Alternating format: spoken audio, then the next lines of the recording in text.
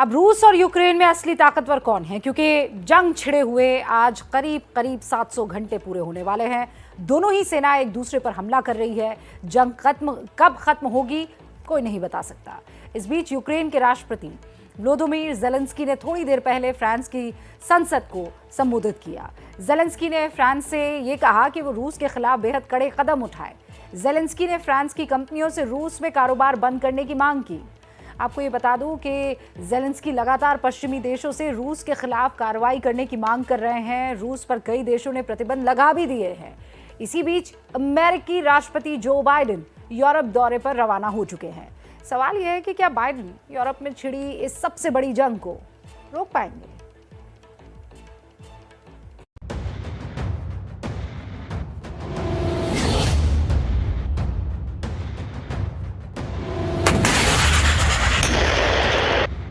कब खत्म होगी रूस और यूक्रेन के बीच चल रही जंग? कब रुकेगी यूक्रेन के शहरों पर हो रही रूस की बमबारी?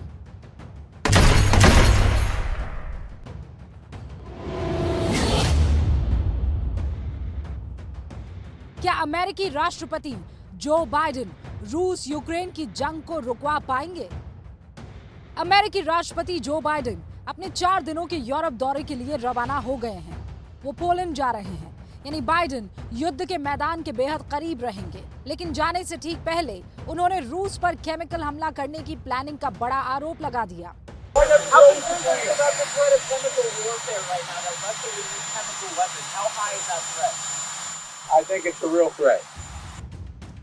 हालांकि रूस की तरफ से लगातार इस बात से इनकार किया जा रहा है कि वो रासायनिक हमला कर सकता है, लेकिन पारंपरिक हमले को उसने और ज्यादा तेज जरूर कर दिया है। रूसी रक्षा मंत्रालय ने एक वीडियो जारी करके यूक्रेन के एयर डिफेंस सिस्टम को तबाह करने वाला हमला दिखाया है। वीडियो में किए गए दावे के मुताबिक रूस ने यूक्रेन के S-300 anti aircraft missile system को अपने मिसाइल अटैक से तबाह कर दिया है। तस्वीरों में आप देख सकते हैं कि किस तरह मिसाइल हमले में पूरा का पूरा कॉम्प्लेक्स बर्बाद हो गया।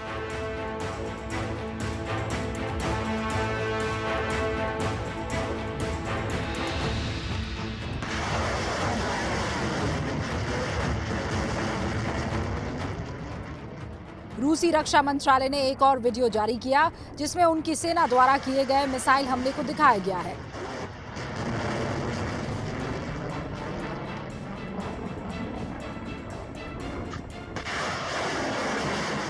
इसमें 3 बेस्टियो मिसाइल को फायर करते हुए देखा जा सकता है। ये मिसाइल भारतीय ब्रह्मोस मिसाइल की तरह ही है। इस वीडियो में रूसी नेवी के जहाज से कैलिबर मिसाइल हमले को भी दिखाया गया है।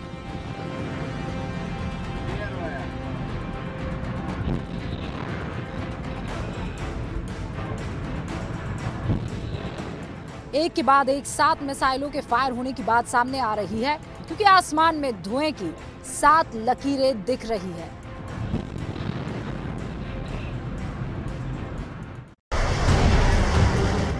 रूस और यूक्रेन के बीच जंग शुरू हुए 28 दिन हो चुके हैं। कई बड़े इलाकों पर रूस का कब्जा हो चुका है, लेकिन अभी भी यूक्रेन उसके हाथ नहीं आया है। यूक्रेनी सेना लगातार पलटवार कर रही है। सवाल यह है कि आखिर रूस लड़ाई को इतना लंबा खींच क्यों रहा है? ये जो रूस की जो है एक ट्रेडिशनल जो उनकी पारंपरिक जो युद्ध शैली है कि वो एक लंबे समय तक युद्ध करते हैं, क्योंकि उन्होंने जब नेपोलियन के खिलाफ युद्ध हुआ था उस वक्त भी ऐसी ही स्ट्रेटेजी अपनाई थी। सेकेंड वर्ल्ड वॉर पे भी ऐसी ही स्ट्रेटेजी अपनाई कि इस युद्ध को लंबा खींचा जाए। उनका ये मानना होता है कि दुश्मन कर जब भी अगर वो अटैक करे तो वो इस तरह से करते हैं कि वो पूरी तरह से तबाह हो जाए, नष्ट हो जाए, और उसी के लिए इतना लंबा युद्ध जो है हम लोग देख रहे हैं। रूसी सेना अपनी इस रणनीति के तहत धीरे धीरे आगे बढ़ रही है। चुन चुन कर वो यूक्रेनी ठिकानों पर जोरदार हमला कर रही है, फिर वो चाहे मिसाइल से टारगेट को उड़ाना हो या फिर अटैक हेलीकॉप्टर्स के जरिए दुश्मन के ठिकाने को तबाह करना हो। हालांकि यूक्रेन लगातार दावा कर रहा है कि उसने रूसी सेना में बड़ी तबाही मचाई है, लेकिन जिन इलाकों पर रूसी सेना का कहर टूट रहा है उनकी हालत देखकर साफ पता चलता है कि रूसी हमला कितना भयानक है।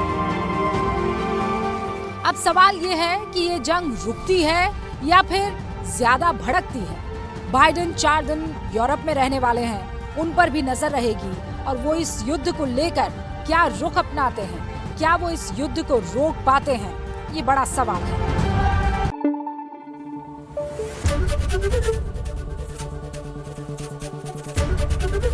एबीपी न्यूज आपको रखे आगे।